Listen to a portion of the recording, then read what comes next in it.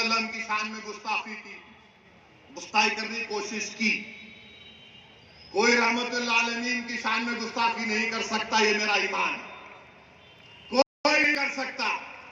جس کے لیے زمین و آسمان بنائی گئی، ارے تو کون ہے جو رحمت للعالمین ہے؟ اس نے بارہ شناب بکی. کون آواز اٹھائے؟ ادھو ٹھاکرے. کون آواز اٹھائے؟ شنڈے، اجیت پوار، کانگریس. امتیاز جلیل نے آواز اٹھائی. اورنگ آباد میں امتیاز جلیل نے کہا کہ فلاں تاریخ تک اگر اس شخص کو گرفتار نہیں کیا جائے گا تو ہم اورنگ آباد سے گاڑیوں کا جلوس لے کر ممبئی تک جائیں گے. سب نے سمجھا یہ ڈرامہ ہے، سیاسی ڈرامہ ہے. بعض جمنوں نے کہا، بعض ہمارے پاس جمن بہت ہو گیا ہمارے پاس. یہ جمنوں نے کہا پبلسٹی کے لیے کرنا، پولیس گھر میں بٹھا دے گی اس کو. بعض بڑے بڑے لوگوں نے مجھے فون کیا، بولے یہ کیا کرنے جا رہے ہیں اسد صاحب، دنگا ہو جائے گا.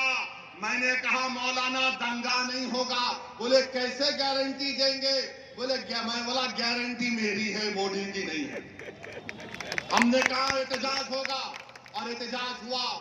لوگ جمع ہوئے تو اورنگ آباد کے پولیس کے اعلیٰ عہدیدار امتیاز جلیل کے پاس گئے اور بولے کیا کر رہے ہیں؟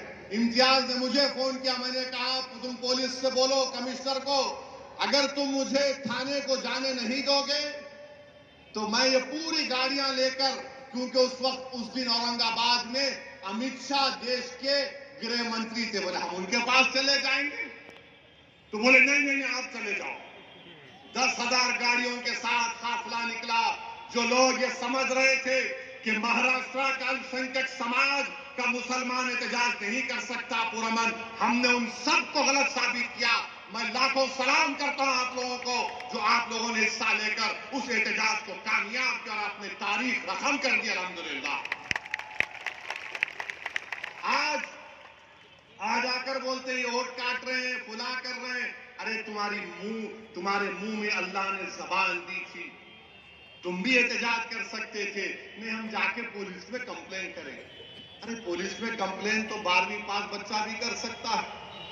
تم تو دعویٰ کر رہے تھے نا نیتا ہونے کا، قائد ہونے کا، رہبر ہونے کا.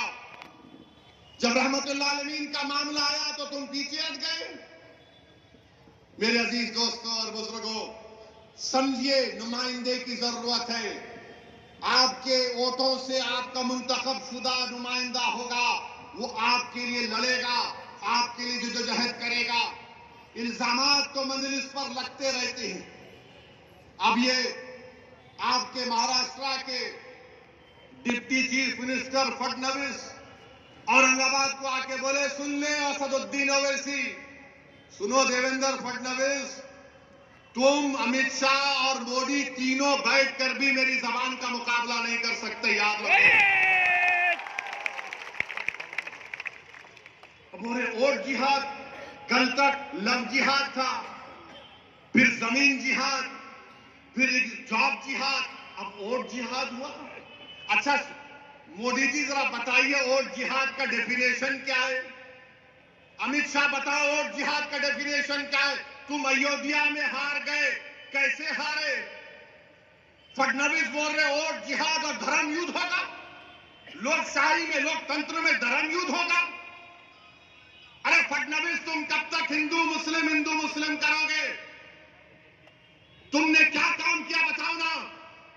تم نے کچھ کام نہیں کیا. تم نے ڈاکہ ڈالا ایم ایل ایز کو لوٹنے کے لیے.